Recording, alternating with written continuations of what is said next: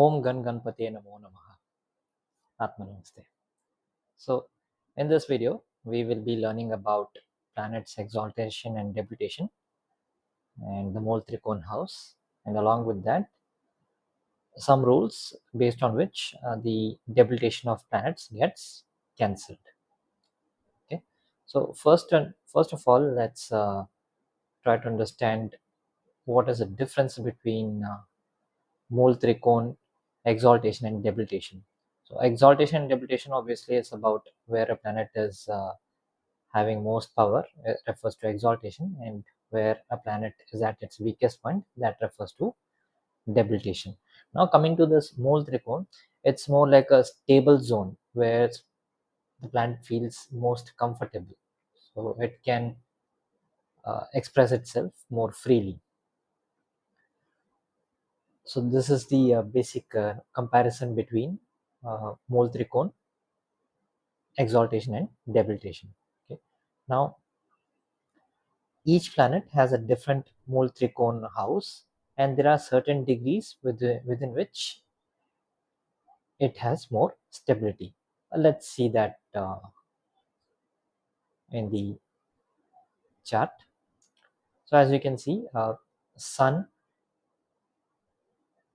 its Mooltrikon house is the house of Leo, and the degrees with which it is stable is between 0 to 20 degrees.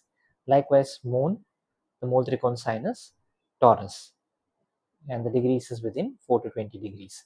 Mars, it is Aries, and the degrees is between 0 to 12 degrees. So likewise, we can see for all the remaining planets.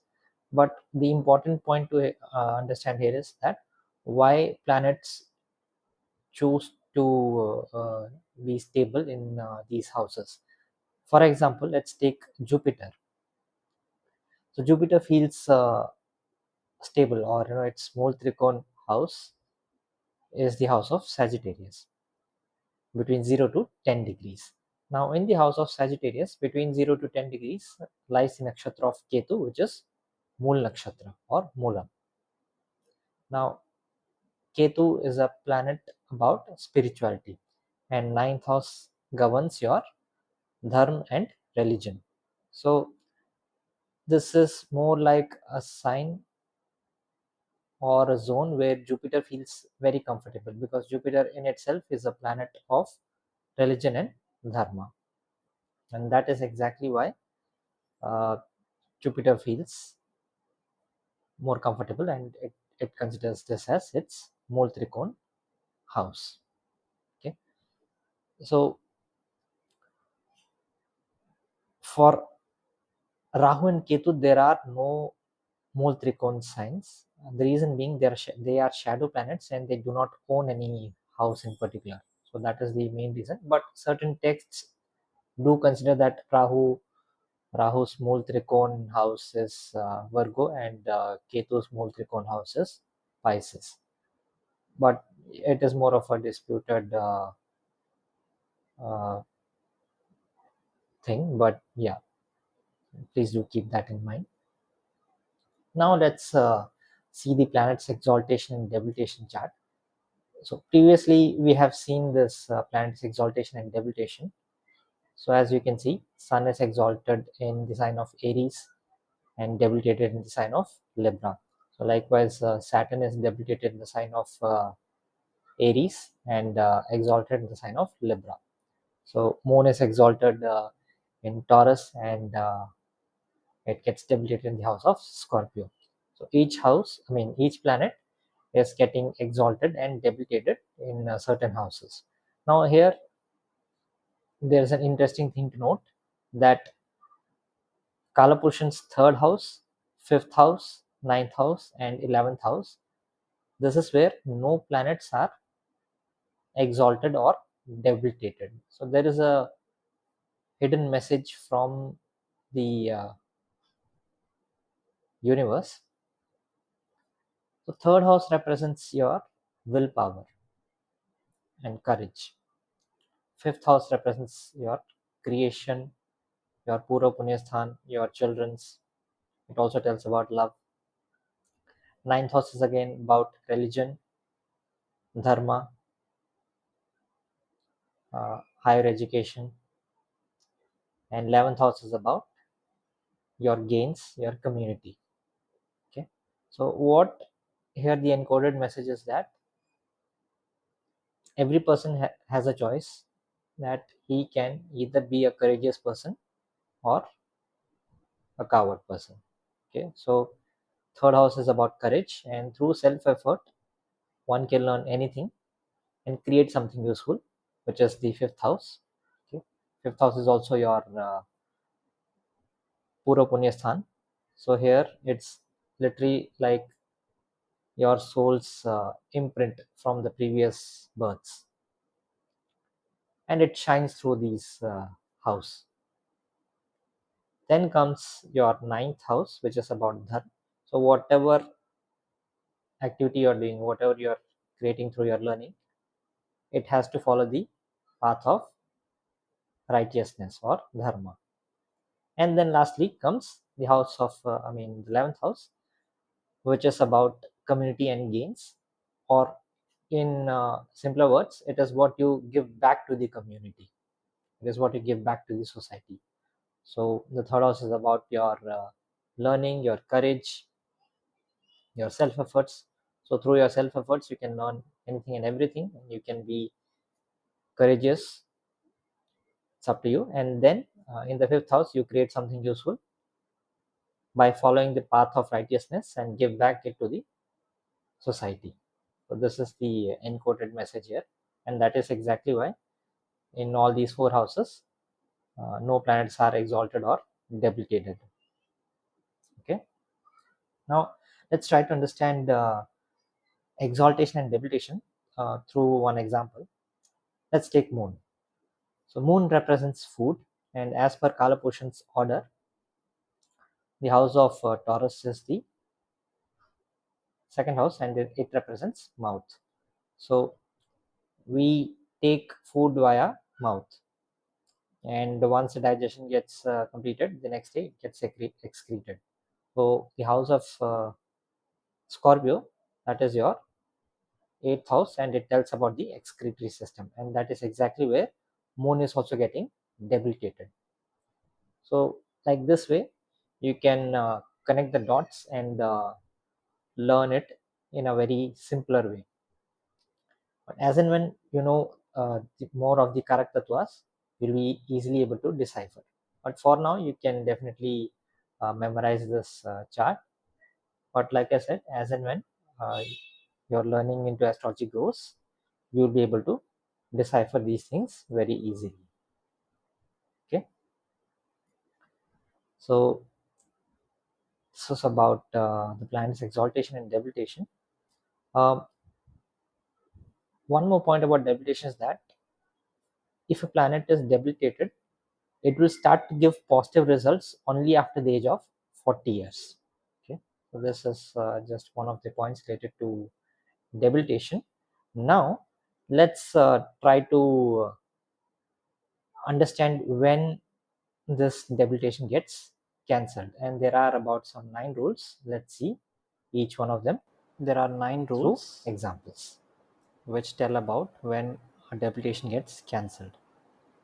So the very first rule is when a debilitated planet is aspecting another debilitated planet. So as you can see in the example, Mercury is debilitated in the house of Pisces, and Venus is debilitated in the house of Virgo. And both of these planets have seventh aspect, and they are watching each other. So Mercury's seventh aspect is falling on Venus, and Venus's seventh aspect is falling on Mercury. So in such a case, the debilitation gets cancelled. It's more like negative into negative is positive. Let's understand it through another example.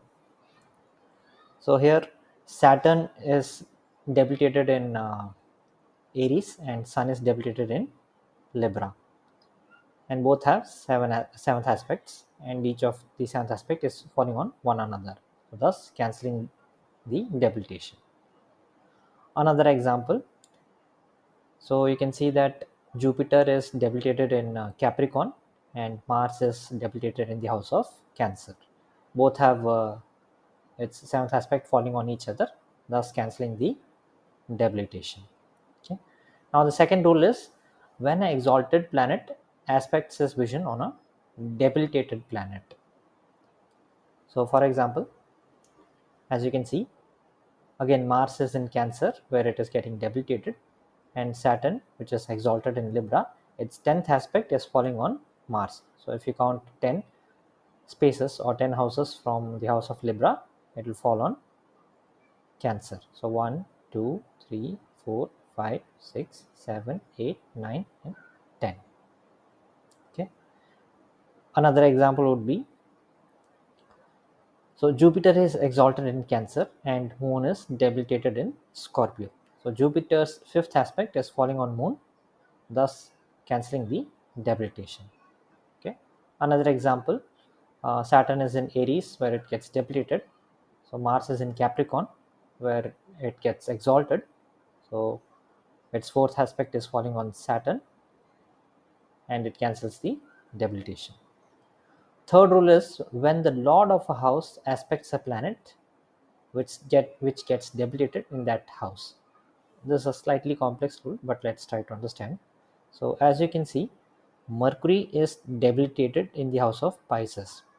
Its lord is Jupiter. Okay, so Jupiter is in Scorpio and Jupiter's fifth aspect is falling on Mercury. So it cancels the debilitation. Okay, let's understand it through another example. So you can see that Mars is debilitated in the house of Cancer. Okay, and the house of Cancer is ruled by Moon. Moon is in Capricorn and its seventh aspect, that is 1, 2, 3, 4, 5, 6, and 7. Seventh aspect is falling on its own house, thus it cancels the debilitation. Okay. Now the fourth rule says that when a debilitated planet is alongside the lord of the house where the planet is debilitated, the cancellation of debilitation occurs. Again, a slightly complex rule, but let's make it easier through this example. So as you can see, Moon is debilitated in the house of Scorpio, and the lord of Scorpio is Mars, which is in the same house of Scorpio. Thus, it cancels the debilitation. Let's see another example, the other way around. So, if Moon and Mars are together in the house of Cancer, okay, so Cancer is ruled by Moon, and Mars gets debilitated here. So, because Moon is alongside Mars in its own house, the debilitation gets cancelled. Okay. Then let's see the fifth rule. So when the debilitated planet's lord is exalted, the debilitation is cancelled. For example, Mars is exalted in the house of Capricorn, okay, and Moon is again debilitated in the house of Scorpio. Now, because Scorpio's lord, that is Mars, which is exalted in Capricorn, this debilitation gets cancelled. Let's take another example to understand it. So you know that Jupiter is getting debilitated in the house of Capricorn, and the ruler or the lord of Capricorn is Saturn, and here Saturn is in exalted state. So thus, this debilitation gets cancelled. Okay. Then again, sixth rule: when the lord of a house containing a debilitated planet is exalted or in its own house in the Navamsa chart, then debilitation is cancelled.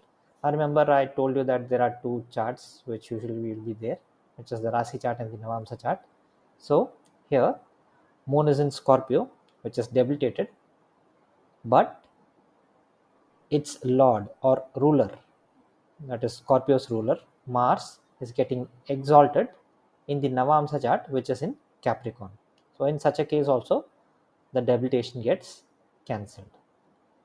Let's take another example. Okay, so here Venus is in the house of Virgo where it gets debilitated, but in the Navamsa chart, Virgo's ruler, that is Mercury, is in its own house, so it cancels this debilitation. Okay. Now next comes the seventh rule: A debilitated planet is either in its own house or exalted house in the Navamsa chart. So in such a case also the debilitation gets cancelled.